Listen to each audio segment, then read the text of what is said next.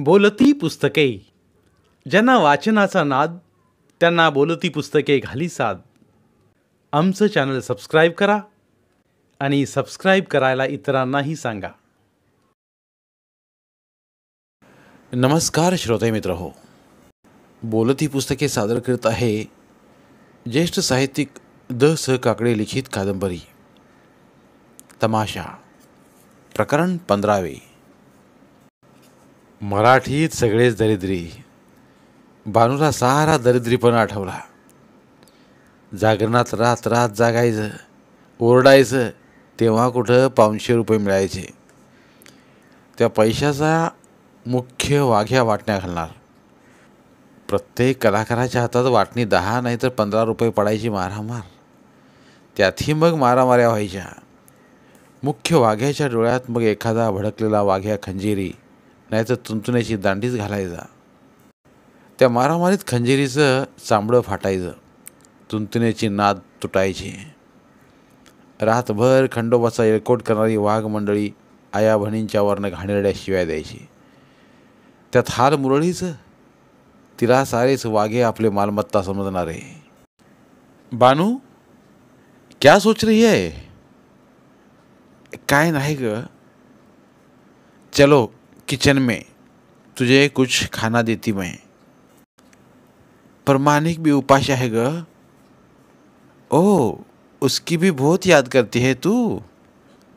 चलता है, तेरा मर्द है ना? मर्द? माँ?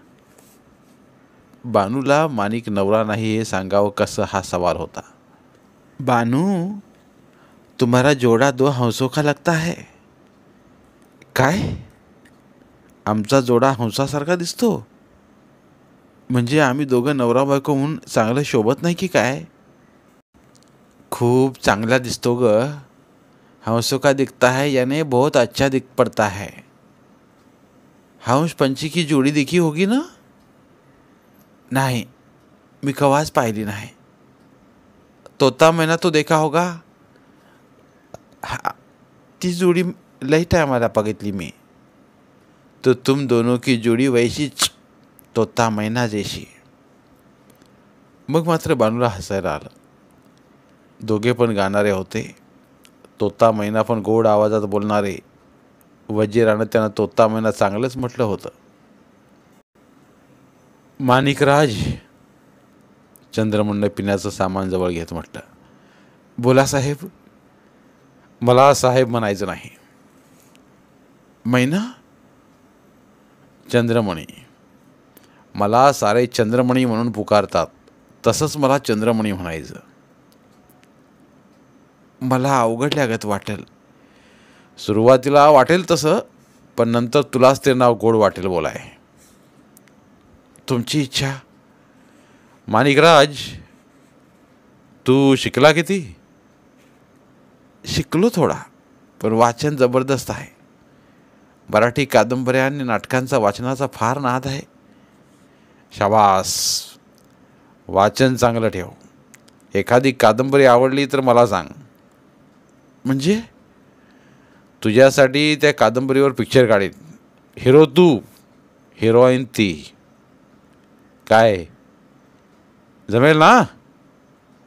साहेब, आता पुन्हा साहेब तुझा. चंद्रमणी. हां बोल. तर चंद्रमणी साहेब, मला न बानूला घ्यायचं त्या पिक्चरमध्ये. पण कादंबरी डोक्यात आहे का तुझ्या? आहे ना कादंबरी लक्षात. नाव काय कादंबरीचं? जगा वेगळं नातं. लेखक कोण? लेखकाचं नाव आठवत नाही, पण कादंबरी फारच बेस्ट आहे. लेखकाचं नाव आठवत नाही याचा अर्थ त्या लेखकाला फार नाव नसावं. त्याच्या कादंबऱ्या जास्त नसाव्यात. खरं आहे ते. त्याची हीच कादंबरी पहिली आणि शेवटची दिसते. पण कादंबरी एकदा हातात घेतली तर खाली ठेवावी वाटत नाही. असली कादंबरी प्रोड्युसरला आवडायची नाही. का बरं? ते कळेल नंतर. आता तू आंघोळ करून घे, मग जेव आणि झोप आरामशीर. उद्या आपणाला शूटिंग आहे. हिंदी पिक्चर का? होय. शूटिंग कोठे आहे? ते सकाळी कळेल. जा तू. माणिक बाहेर आला. वजिरा त्याची वाट पाहत होती. माणिकराज, इतना क्यों प्यार करते हैं तुम दोनों? हम दोनों? कौन? बानू और तुम. बानू तेरे पे जान कुर्बान कर रही है. शादी की औरत हो तो ऐसी क्या? मंजी, वो नहा धो के बैठी. खाना टेबल पे लगाया तो बोलती मानिक आने दो, तब खाएगी, नहीं तो भूखी रहूंगी. क्या चुन ली है शादी वाली. मानिकच्या डोळ्यात टचकन पाणी आलं. आपल्यासाठी उपाशी राहायची बानूची तयारी. आपल्यासाठी तिनं एवढं पथ्य पाळायची काहीच गरज नाही. तसं म्हटलं तर तिचं कोण आपण? का तिनं आपल्यासाठी एवढं करावं? बानूविषयी आपल्या मनात फक्त अपार दया, अपार सहानुभूती. बानू का आवडावी त्याचं नक्की काहीच कळत नाही. तमाशात असताना राजाचा पार्ट केला. त्यावेळी तमाशातल्या किती छटाक्या अशाळभूतपणं पाहायच्या. गणगवळण चालू असताना कधी कृष्णदेव म्हणून मथुरेचा रस्ता अडवून धरला, तर दत्तोबा तांबे तमाशातली सुरंगा, तुकाराम खेडकरमधली तारा, चंद्रकांत ढवळपुरीकरमधली यमुना सरळ दंडाला पकडून कृष्णदेवाला खुश करण्यासाठी नाच आणि गाणं म्हणायच्या. त्यावेळी त्यात जीव ओतायच्या. कृष्णदेवा, ही गवळण तुमच्या पायावर गोरस वाहते, पंचप्राण वाहते, पण माझा मथुरेचा रस्ता सोडा. म्हणून यमुना त्यांचं पाय धरी आणि तसा पाय धरताना ती सहेतुक स्पर्श करी. या स्पर्शात तिची भूक असे, इशारा असे. कशी जाऊ मी वृंदावना, मुरली वाजवितो कान्हा. सुरंगा आलाप घेई आणि कृष्णाला हात जोडून त्याने मुरली वाजवू नये म्हणून पदर पसरी. कृष्णदेव दया करा, तुमच्या पडते मी पाया. तारा पुढं येऊन हात जोडी. तिघी जणींच्या विनवणीचे प्रकार वेगळे असत. गाणं वेगळं असे, नाच वेगळा असे, पण मनातला भाव मात्र एकच असे. त्यांना हा माणिक आयुष्यातला खरोखरीचा कृष्णदेव हवा असे. माणिकनं कुणाच्याही पदरात प्रेमाची भिक्षा घातली नाही, कुणाच्याही हाताला हात लावला नाही. तो फक्त चिनकीच्या हाती सापडला, कारण ती म्हणजे सर्व तमाशातला ॲटम बॉम्ब होता. तिच्या नजरेच्या तीराने भले भले गारद झाले होते. तिला पळवायला 5-5, 10-10 हजारांच्या सुपाऱ्या होत्या. भरल्या तमाशातून तिला पळवण्यासाठी कितीतरी यार तयार होते. पण जिनकी झांबाज होती, उडत्या पाखराची पिसं मोजणारी होती ती. स्टेजवर मुजरा करताना सुद्धा ती तोऱ्यात यायची. गण संपल्यावर ती कृष्णाला नमस्कार करून तोऱ्यात जायची, मग यायची ती एकदम वगात. तिनं दौलत जादा होत असताना कधी स्टेज सोडलं नव्हतं. 50 रुपयाच्या नोटीचं तिला बोलावणं असो, नाहीतर 100 रुपयांच्या नोटीचं बोलावणं असो, पण तिनं कधी मान वरती केली नव्हती. ती सोंगाड्याला पाठवायची, नाहीतर पांडुरंग मळेसारख्या नाचाला पाठवायची, पण पैसे घ्यायला ती म्हणून गेली नाही. ती स्टेज सोडून खाली येत नाही म्हणून किती गोंधळ व्हायचा, शिट्ट्या वाजवायच्या. चावटपणानं नाव घेतलं जायचं, पण तिनं त्याकडे दुर्लक्षच केलं होतं. त्यामुळे त्या साऱ्यांना थपडा लगावल्या गत झालं होतं. त्या सर्वांना ती एक ना एक दिवस तरी पाहिजे होती, पण ती सर्वांना मिळणे कसं शक्य होतं? पण माणसाची इच्छा अजबच. ती नेहमीच दुकानात गेलेल्या लहान मुलासारखी हट्टी होती. त्याला मग चैन पडत नाही. चिनकी मिळावी हा सर्वांचा हट्ट होता, आणि ती तर कोणाच्या हाती येत नव्हती. तिच्या मागे सहारे होते, पण ती होती माणिकच्या मागे. माणिकला त्याचा पत्ताही नव्हता. त्याच्या संदर्भात तारा, सुरंगा, यमुना ही नावं तमासगिरांच्या ओठावर होती, पण चिनकी त्याच्यावर मरते हे कोणाच्याही गावी नव्हतं. असाच नारायणगावला मुक्ताबाईच्या जत्रेसाठी तंबू पडला होता. माणिक नारायणगावच्या मारवाड्याच्या पायऱ्या चढला.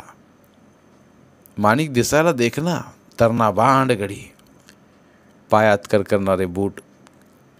मारवाड्याची पोर बाप आत गेल्याने पेढीवर बसली ती. पायातले बूट न काढताच तो आत येऊन उभा राहिला. दोघांची नजरानजर झाली. माणिकनं बांधलेला तो रुबाबदार फेटा अंगातली कोपरी पातळ शर्टातनं दिसत होती. शर्टाला सोन्याचं पाणी दिलेल्या चांदीच्या गुंड्या होत्या.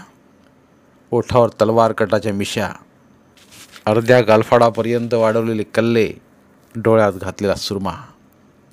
त्याची नजर मारवाडी पुरीच्या काळजात रुतली. ती पाहतच राहिली. काय पाहिजे? ती मंतरल्यागत बोलली. तो आतनं चिनकी बाहेर आली. तिनं गळ्यात बोरमाळ घातली होती. लक्ष्मीहार होता. दंडात नव्या फॅशनचे बाजूबंद होते, तर कमरेला चांदीचा पट्टा होता. मीरा, छान झाले दागिने बघ. पिढीवर बसली मीरा माणिककडे पाहत होती. आपल्याकडे मीरा न बघता दुसऱ्याच पुरुषाकडे पाहते हे लक्षात येताच चिनकी बोलली. अगं मीरा, कोणाकडे बघतेस? कुठं आहे काय? ती शरमून बोलली. अगं त्याच्याकडे काय पाहतेस? तो कोण आहे माहिती आहे? कोण आहे? तो राजा आहे, राजा. राजा? काय म्हणते चिनकी? हां, तो राजाच आहे. कोणत्या संस्थांचा? त्याला बसायला तर टाक चांगलं. मीराची गडबड उडाली. माणिक होता तसाच राजासारखाच ऐटबाज. मीरानं आत जाऊन खुर्ची आणली. त्या खुर्चीत माणिक तमाशातल्या वगनाट्यातील सिंहासनावर बसावे त्या ऐटीत खुर्चीवर बसला. मीरानं चांदीच्या तांब्या पेल्यातून पाणी आणलं. चिनकी, सांग कुठचे हे राजे? त्यांनाच तू विचार. सांगा हो, तुम्ही कोणत्या संस्थांचे राजे? आम्हाला संस्थान मिळणार आहे, अजून मिळालं नाही. म्हणजे? चिनकीच्या गोऱ्या गालावर सफरचंदाची लाली पसरली. तिने 2-3 वेळा माणिकला जवळ करण्याचा प्रयत्न केला होता, पण तो टाळाटाळ करीत होता. पण आज तो संस्थान मिळणार असल्याची भाषा करीत होता. तुम्हाला कोणतं संस्थान मिळणार आहे? ते भारत सरकारला माहिती, कारण ते त्यांनी जप्त केलेलं आहे. मीरा त्या बोलण्यानं प्रभावित झाली. मग चिनकीकडे पाहत राहिली तर चिनकी हरवलेली. चिनकी बाय, तुमचं मन कुठं आहे? विक्रम राजाकडं. म्हणजे ह्यांचं नाव विक्रम राजा? होय, आम्ही राजे विक्रम, संस्थान पुण्यनगरी. पुण्यनगरीचे विक्रम राजे ते आम्हीच. त्याच्या शब्दाची फेक अचूक होती. आतनं तेजमल मारवाडी आला. माणिकला पाहताच तो बोलला. अरे माणिक, तुम्ही केव्हा आला? साला तुम्ही तमाशा लाईनवाला लोक कधी बी येता आणि समजा गडबड घोटाळा करून जाता. काम झाला शेठ? तू काल मला म्हणालस ना, आज आलास? पण माझी सोनसाखळी केली की नाही ते मला पहिलं सांग. अरे तुझा ना ह्या चिनकीचा दागिना संगतीनंच केला. संगतीने दागिने केले का? चिनकी बोलली. केला. आम्ही कारागिराला सांगितला, तो त्याने तसलाच केला. पण शेठ, माझं सोनं असली होतं. ह्याच्या सोन्याची माझ्या सोन्यात भेसळ झाली नसेल? नाही नाही चिनकाबाई, यांचा सोना 100 नंबरी होता. तुमच्यासारखाच ह्यांचा सोना. दोन्ही सोना एक जागी हाताळला, काय बी फरक झाला नाही. चिनकीने गालाला गोल खळ्या पाडल्या. ती माणिककडे बघत राहिली. भान हरपल्यागत माणिक तिच्याकडे बघत राहिला. शेठ, माणिकला एक विचारा. काय विचारू? तू सांग, मी विचारते. म्हणावं, मंगळसूत्र कधी करायला टाकणार आहेस? अरे माणिक, सुनला का बाबा? शेठ, जे विचारतं त्यालाच विचारा. काय? मंगळसूत्र बांधायची घाई असली तर आता मारवाड्याच्या दुकानातच घाल. मारवाड्याच्या मीरानं ते ऐकलं. तिचा चेहरा साफ पडला. तिच्याकडे पाहत मारवाडी तेजमल बोलला. मीरा, तू जा आतमध्ये. मीरा आत गेल्यावर मारवाड्यानं माणिकच्या हातावर टाळी मारत म्हणलं, म्हणून मी म्हणलं तुमचा दोघांचा सोना 100 नंबरी आहे. कसा चांगला आहे तो, उडवून दे पार. मी बोलावते कारगिरला 3-3.5 तोळ्याचा मंगळसूत्र करायला टाक. बाकीचे दागिने चिनकानं केलेत माझ्याकडं. काय चिनका, मग काय करते? माणिक चिनकीकडे पाहत हसतच राहिले. आज दोघांची भावना एक झाली होती. खरं म्हणजे तो चिनकाचा मारवाडी, माणिकचा मारवाडी दुसरा होता. पण दागिने करताना चिनकाशी ओळख वाढेल हा त्याचा छुपा रस्ता होता. तुम्हाला थंडा मागू काय प्यायला? मारवाड्याला हिशेब मिटवायचा होता. हिशेब मिटवला की दुसऱ्या व्यवहाराला लागायचं होतं. शेठ, काय मागू नका. तो तुम्ही दोघे तसाच जाते? जात नाही, बाहेर आम्ही थंडा घेऊ हॉटेलात. तो तुमचा मर्जी. मारवाड्याला काय रुपया वाचल्याशी कारण. मग बाहेर हॉटेलात दोघे किती वेळ बोलत बसली. तिथंच मग ठरलं, चिनकीनं नाशिकला राहायचं, माणिकनं फक्त तमाशात काम करायचं. पिक्चर मिळालं तर माणिकनं संधी सोडायची नाही. आणि आज चिरकी बाजूला झाली होती. समोर बानू होती. वजिरा जेवण वाढून दुसऱ्या खोलीत गेली होती. माणिक, जेवतोस ना? कुठला विचार करतोस?